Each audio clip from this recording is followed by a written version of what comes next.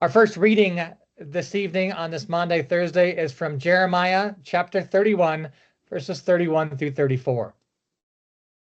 Behold, the days are coming, declares the Lord, when I will make a new covenant with the house of Israel and the house of Judah.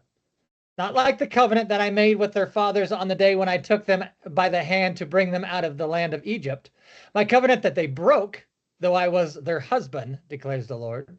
But this is the covenant that I will make with the house of Israel after those days, declares the Lord. I will put my law within them, and I will write it on their hearts, and I will be their God, and they shall be my people. And no longer shall each one teach his neighbor and each his brother, saying, Know the Lord, for they all shall know me, from the least of them to the greatest, declares the Lord. For I will forgive their iniquity, and I will remember their sins no more. This is the word of the Lord, and thanks be to God. Our first gospel reading for this evening is from John chapter 13, verses 31 through 38. When he was gone, Jesus said, Now the Son of Man is glorified, and God is glorified in him. If God is glorified in him, God will glorify the Son in himself and will glorify him at once. My children, I will be with you only a little longer. You will look for me, and just as I told the Jews, so I tell you now, where I am going, you cannot come. And a new commandment I give to you. Love one another, as I have loved you, so you must love one another. And by this, everyone will know that you are my disciples, if you love one another. And Simon Peter asked him, Lord, where are you going? Jesus replied, Where I am going, you cannot follow now, but you will follow later. Peter asked, Lord, why can't I follow you now? I will lay down my life for you. Then Jesus answered, Will you really lay down your life for me? Very truly, I tell you, before the rooster crows, you will disown me 3 times. This is the gospel of the Lord. And praise to you, O Christ. As we look at our first message tonight, there are 3 aspects of Maundy, Thursday that Jesus does. And that first one is to love one another. The word Maundy means mandate. And as we look at this, it's Jesus gave us that command to love one another, and then he showed that love to his disciples by washing their feet. And then he takes this Passover meal, and now we get our Lord's Supper. And so those are the 3 things that I would like to go over for us tonight. But first of all, let's look at that Old Testament reading in the book of Jeremiah.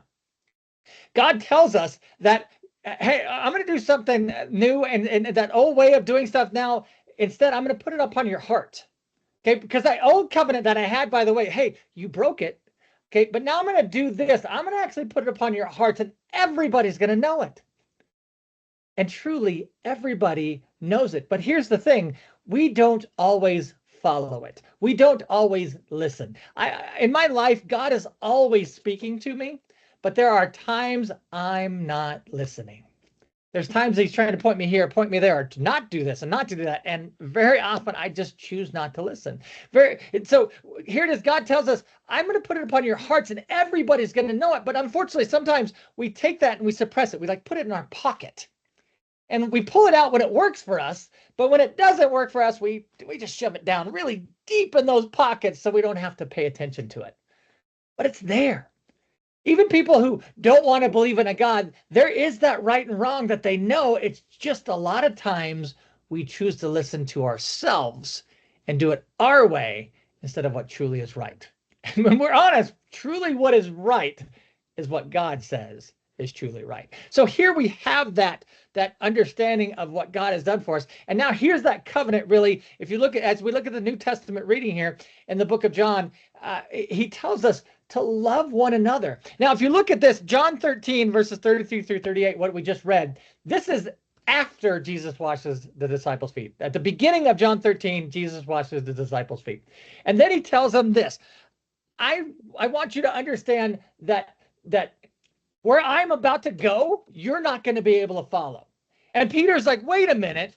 I want to follow you because I love you. I'll die for you. I'll do all this stuff for you. And like, Jesus, like, are you really sure? Do you really mean that? Because I'm going to tell you, first of all, Peter, and so we can understand where is Jesus going? Because a lot of people, well, it's going to heaven. Why can't we follow it? Jesus is saying, I'm going to the cross. That's what Jesus is telling him right now. And he tells Peter, and you can understand this more what he tells Peter, that Peter, you're gonna follow, but just not right now.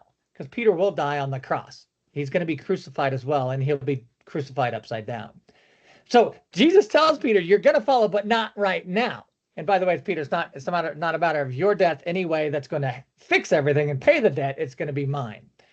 So Jesus now tells us this new mandate that he kind of puts upon our hearts in the book of Jeremiah, that I want you to love one another. And he says, just as I have loved you, just as I have loved you throughout this mission and work and everything that I've done up to this point, but even more so right after I washed your feet, I want you to love one another.